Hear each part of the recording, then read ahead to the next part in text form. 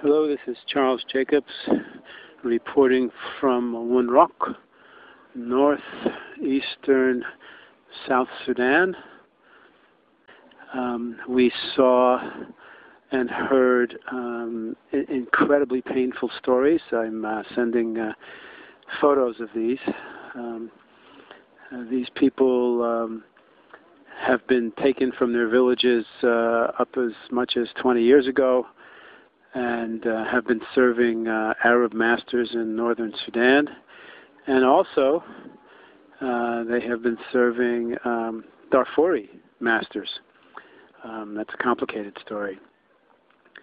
They're brought down here through the work of Christian Solidarity International, which brings them food when they return, and brings them survival kits. And we interviewed extensively, I would say 6 or 7 people, and CSI took records of all the 200.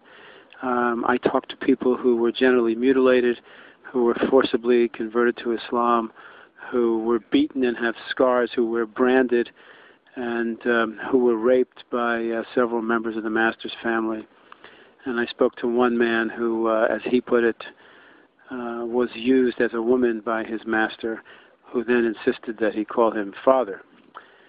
It's very, very awful things to hear. On the other hand, I've never been so delighted by the mood and temperament of people as these. Today they were liberated. Tomorrow their country will be liberated by a vote to separate.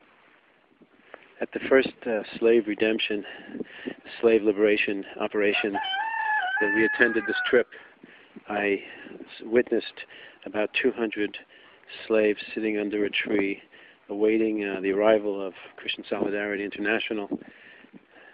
We came with CSI. Every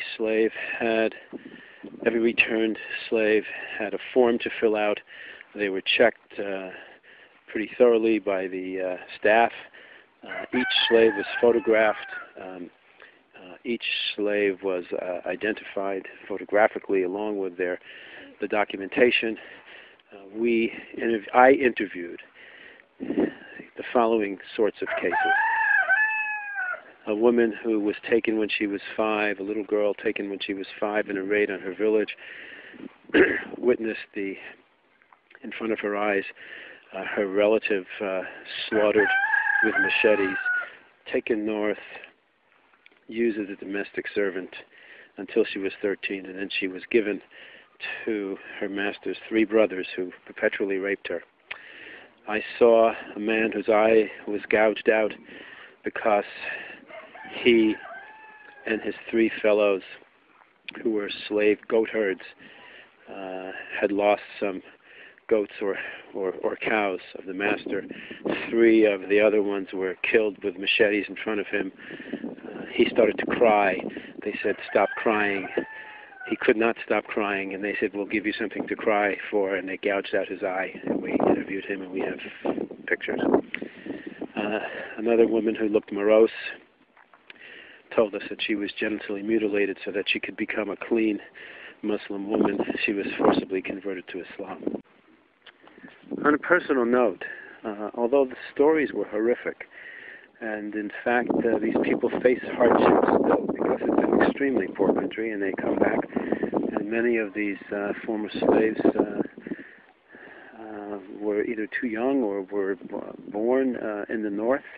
They have no home that they know of, or they've lost their parents and their relatives, and the government doesn't know quite what to do with them. They will be settled close by to where they were brought back, or some of them will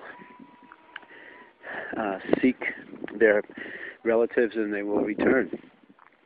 They're in bleak situations now as Christian Solidarity International brings them food. I see no other attempts by the large NGOs to bring them food or shelter. Christian Solidarity International brings them survival kits. The American Anti-Slavery Group raises money to contribute to them. The survival kits are absolutely necessary. They're plastic sheets for rain cover at night, mosquito netting, scythes, um, and they bring them food. So they're under tremendous duress. On the other hand, I've never seen people who were so happy. They were happy.